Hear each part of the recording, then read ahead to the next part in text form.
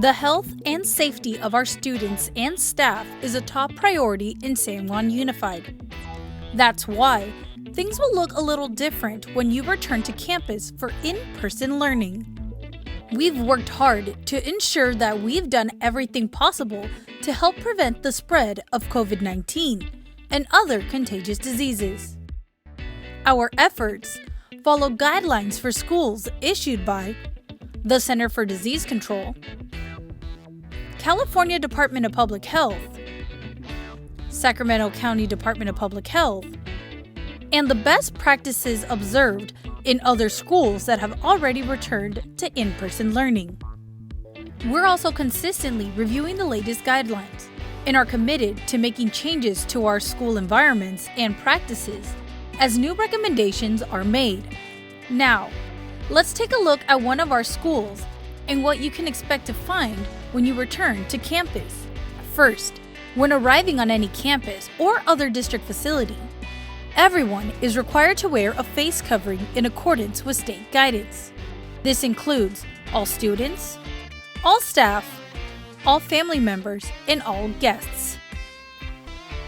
Everyone, including all students and all adults, is required to wear face masks when on school grounds, unless they have a valid medical exemption.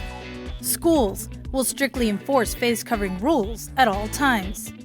And don't worry, if you forget your face covering, disposable face masks are available at every school office. Physical distancing is also implemented on our campuses. That means that you should remain 6 feet away from other individuals whenever possible. When entering a school office or other public space, you'll notice markings on the floors and walls to remind individuals to maintain the appropriate distance between one another and of the requirements to wear face coverings. Office staff will greet you with the added protection of a clear physical barrier. Remember, the number of individuals in the office may be limited to maintain physical distancing. To limit possible unnecessary exposures, visitors will not be allowed on campus other than the school office. This includes classroom volunteers and family members. Before we visit a classroom, let's cover some of the changes that might be a little harder to see. First is the frequent cleaning of common touch points, such as doorknobs, sink fixtures, and shared countertops. We've also made changes to our ventilation systems. Each building's heater and air conditioner unit has been cleaned and sanitized and uses industrial-grade filters. We've also set the units to maximize the intake of fresh outdoor air when conditions allow, to help maximize the air exchange rate inside rooms. When moving around on campus, students may see directional signage asking them to move in one single direction through specific hallways or pathways and to maintain physical distance. So let's take a look inside a classroom. Each classroom may look a little different, but the features we talk about will be found in every classroom. First, notice the desk layout.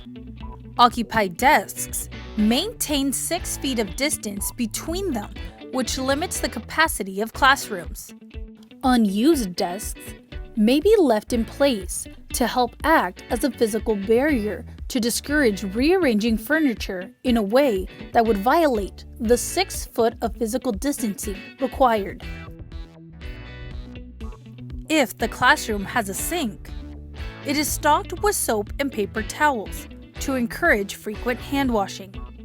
Hand sanitizer is also available in every classroom via a dedicated dispenser. Dispensers have also been added to other common areas on campus, including multi-purpose rooms. When a teacher or other staff member needs to work with a student one-on-one or in a small group, Portable plexiglass barriers are available to help provide an added level of protection against any unexpected sneezes and coughs. Cleaning supplies are available in each room for voluntary use by teachers or older students as needed to disinfect shared devices or provide an extra touch point wipe down whenever desired. All supplies are EPA approved and safe for use without protective equipment. Outside the classroom, you will see a few changes too. Group gatherings, including assemblies and rallies, are not allowed in person, so the use of multipurpose rooms and other large spaces will be limited. For students participating in the meal program, schools may deliver meals directly to classrooms at the end of the day, or students may be sent to the cafeteria in small groups to pick up a meal. All meals will be packaged individually. And at the end of the day, campuses may implement specific pickup and drop-off areas for specific students to help minimize the number of people in any one area at a time. So be sure to check with your teacher or school office for instructions. Athletic competitions will be allowed depending on which county tier level we are in, and state and local guidance. Band and choir activities will also be allowed outdoors, depending on the county tier level. We hope that we have been able to give you an idea of how campuses will look to protect the health and safety of our students, staff, and community. Processes are in place to quickly notify students and staff of possible COVID-19 exposures or positive cases on campus and to respond immediately. Keep in mind, the health guidance continues to evolve as we learn more about COVID-19 and conditions change. San Juan Unified remains committed to implementing new guidance quickly if needed. Thank you for spending a little time with us today, and we can't wait to see our students back on campus.